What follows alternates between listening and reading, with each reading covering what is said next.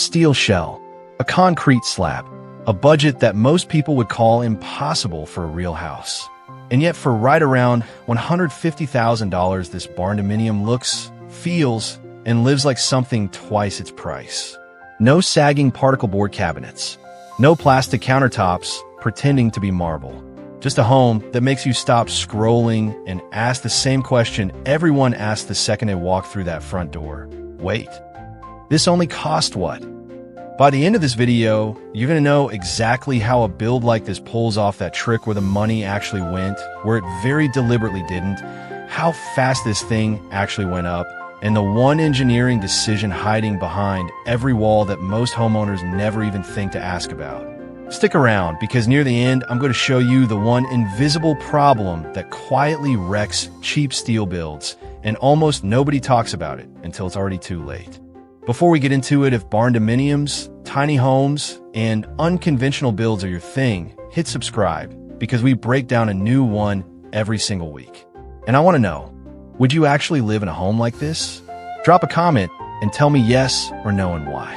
Now let's get inside. The number that doesn't add up until it does, here's the thing nobody tells you up front. The average barndominium in America right now costs around $230,000 finished. So a $150K build isn't the norm, it's a specific set of choices, made in a specific order that most people get backwards. And once you see the math, it stops looking like a miracle and starts looking like a strategy, where the size sweet spot lives nationally. A barndominium shell, just a steel frame, roof, and exterior skin, before a single wall, is finished inside, runs about $20 to $50 a square foot. Finish it out with mid-range materials, and most builders land somewhere between $65 and $160 a square foot, with premium finishes pushing past $200. Run those numbers backward, and a fully finished home in the 1,100 to 1,200 square foot range is exactly where a build like this can realistically land, in the $140,000 to $155,000 neighborhood, without cutting the corners that make a house feel cheap. The real trick: square footage isn't the same as small, and this is the part that surprises people every time. 1,200 square feet, laid out right, can feel enormous. No hallways eating up space. No walls chopping the kitchen off from the living room. Just one continuous, breathing volume of space. That's not luck. That's design. And it's exactly what we're about to walk through, room by room. The entry sets the tone before you even step inside. Start at the front door. In a lot of budget builds, the entry is an afterthought, a plain slab door and nothing else.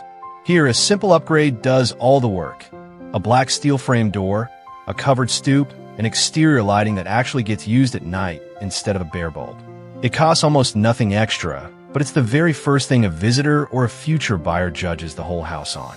The kitchen is where the expensive illusion is built. Walk straight into the great room, and the kitchen is doing more heavy lifting than anywhere else in the house. A single waterfall edge island, one bold pendant light fixture, an open shelving instead of a full wall of upper cabinets, that's it. 3 moves. But because there's nothing else competing for your eye in an open floor plan, that one island reads as the centerpiece of a much more expensive kitchen. This is a classic case of spending on the one thing everyone looks at and saving everywhere else. The primary suite, small footprint, big feeling down the hall. The primary bedroom isn't huge, maybe 200 square feet, but it borrows the same trick as the living room. One accent wall, a window placed to catch morning light, and a ceiling that stays vaulted instead of dropping to a standard 8 feet. The attached bathroom skips a garden tub nobody uses in favor of a larger walk-in shower with a single slab of tile instead of a dozen small ones. Fewer grout lines reads as more expensive, even though it's often cheaper to install.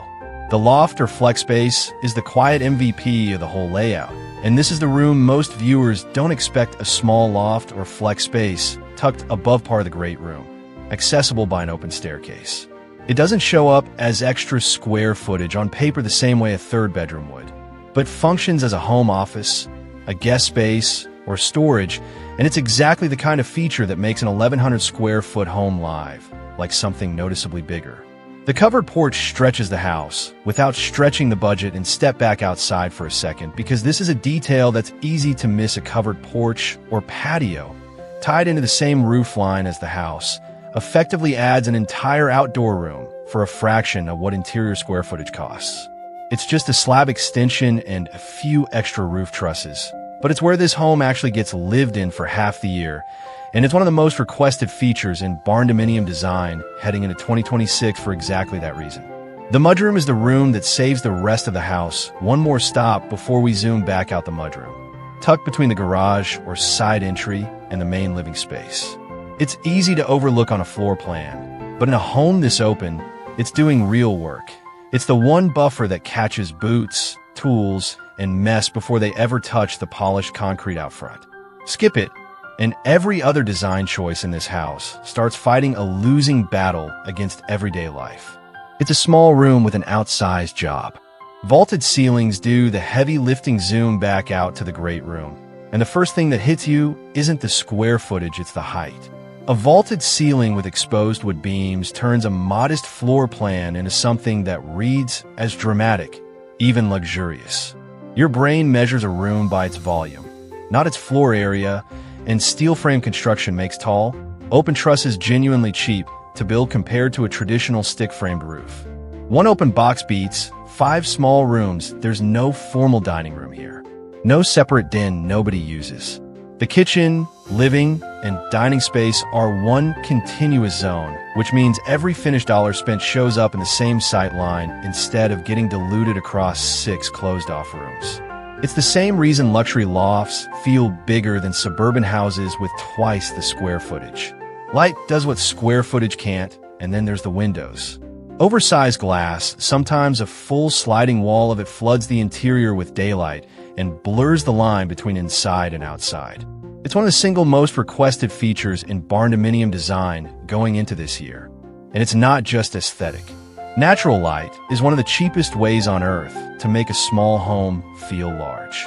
Steel does something wood framing can't. Underneath the aesthetics, there's real engineering holding this house together, and it starts with the frame.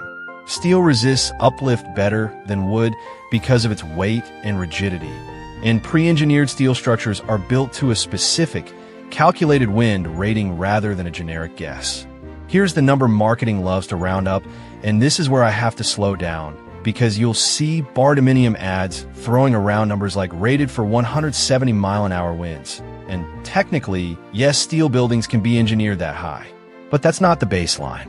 Most U.S. communities only require a wind rating of around 90 to 115 miles per hour, based on ASC engineering standards, unless you're building in a designated high wind or coastal zone, where requirements can climb to 150 or even 180.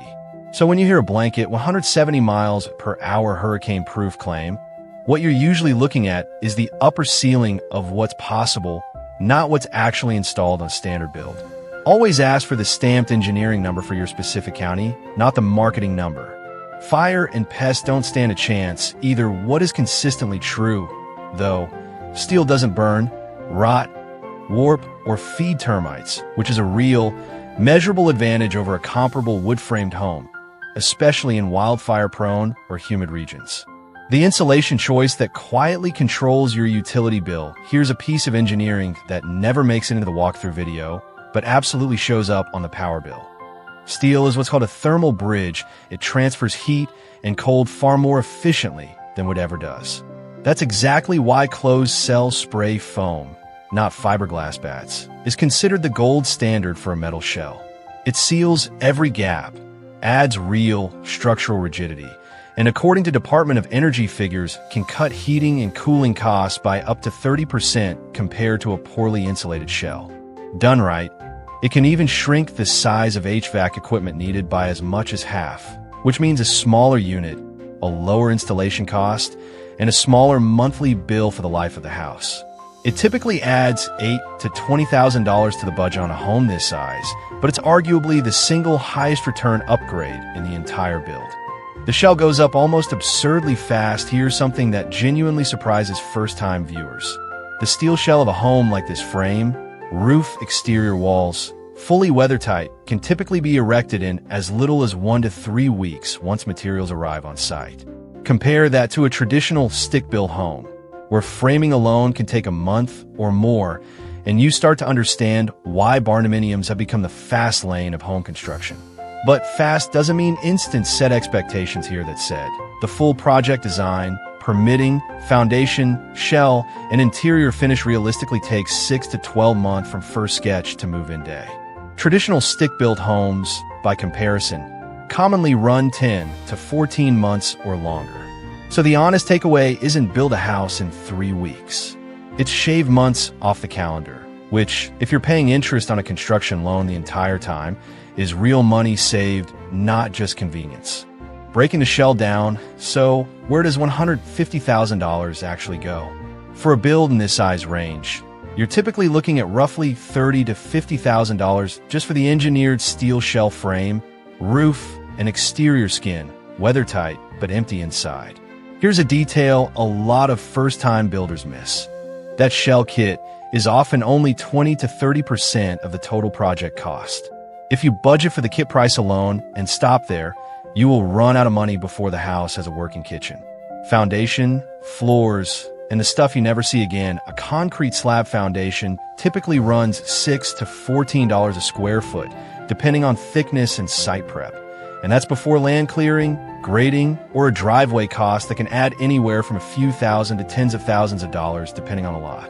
Where the rest of the budget lives the bulk of what's left: insulation, drywall or interior paneling, flooring, cabinetry, plumbing, electrical, HVAC, and fixtures is what turns a weathertight steel box into an actual home.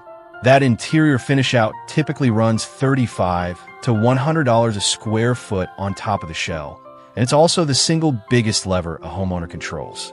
Choose mid-grade finishes carefully, and this is exactly how a home like this lands right around $140,000 to $155,000 all in for roughly 1,200 square feet without land costs, which vary wildly by state. This isn't a fringe trend anymore. Here's a stat that might surprise you. As of the most recent National Builder Survey, 7% of single-family home builders reported constructing at least one barn-style residential structure in the prior year. That's up from essentially zero less than a decade ago. This went from a niche Texas thing to a nationwide housing category in the span of about 10 years. The affordability gap is bigger than people think, and the reason isn't mysterious, it's math. Standard stick-built construction has recently averaged somewhere between $150 and $400 a square foot nationally, while a standard finished barndominium typically runs $65 to $160. That's not a marginal discount in a lot of markets. That's the difference between building your dream home and not building at all. Steel is also quietly one of the more sustainable building materials out there. Here's one people almost never think about. Steel is fully recyclable, and the construction process itself generates far less job site waste than traditional wood framing, where offcuts and scrap lumber routinely end up in a dumpster. So a home that looks rugged and industrial is, underneath it all, one of the more environmentally efficient ways to build. The one thing that quietly wrecks cheap steel builds, and now here's the surprising problem almost nobody warns you about before they sign a contract: condensation. Steel conducts heat and cold extremely efficiently, and when warm, moist indoor air hits a cold metal roof panel, it hits its dew point and turns straight into liquid water right there on the ceiling. Builders call it indoor rain, and owners with under-insulated shells have genuinely walked into their own homes to find water dripping from the beams on a cool morning, with rusting fasteners and ruined insulation not far behind. The fix is well understood: closed-cell spray foam directly against the steel panel, a proper vapor barrier, and HVAC size specifically for a metal envelope, but it has to be planned before the walls close up, not fixed after. Financing isn't always simple. Barndominiums can also run into a financing wrinkle traditional homes don't. Since most wood frame homes are built essentially the same way, appraisers have decades of comparable sales to work from. A barndominium is often different enough from the neighboring houses that establishing that baseline value gets genuinely difficult, especially outside states like Texas and Oklahoma, where barndo-specific comparable sales are more common.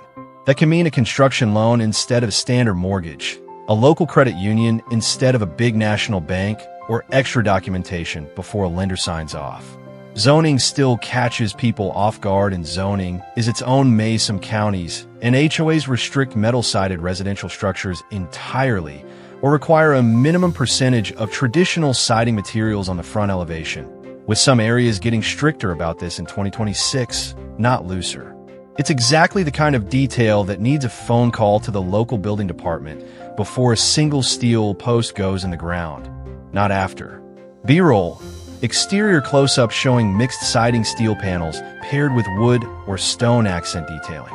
But the long game tends to favor the barn dough. Here's the balancing fact, though.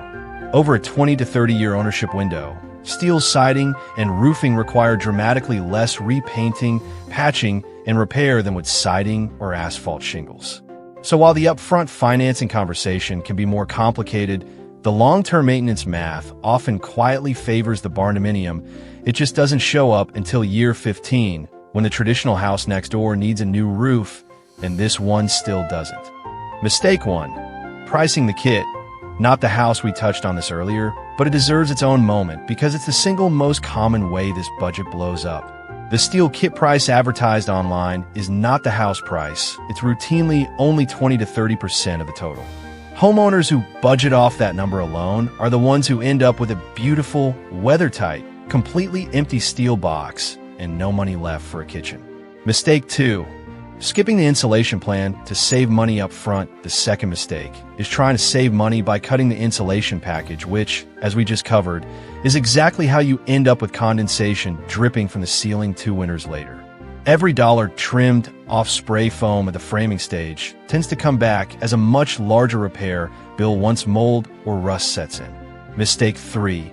Not calling the zoning office first. And the third mistake is falling in love with a floor plan before confirming the land can legally hold it. Some counties and HOAs restrict metal exteriors outright or require a percentage of traditional siding on the front elevation. That one phone call, made in week 1 instead of month 4, has saved more barndominium budgets than almost anything else on this list.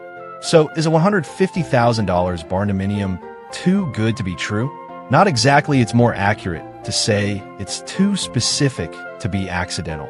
The right size, the right layout, 3 or 4 intentional splurges instead of a dozen half-hearted ones, steel engineering done properly instead of oversold, and a homeowner who understood exactly where every dollar needed to go.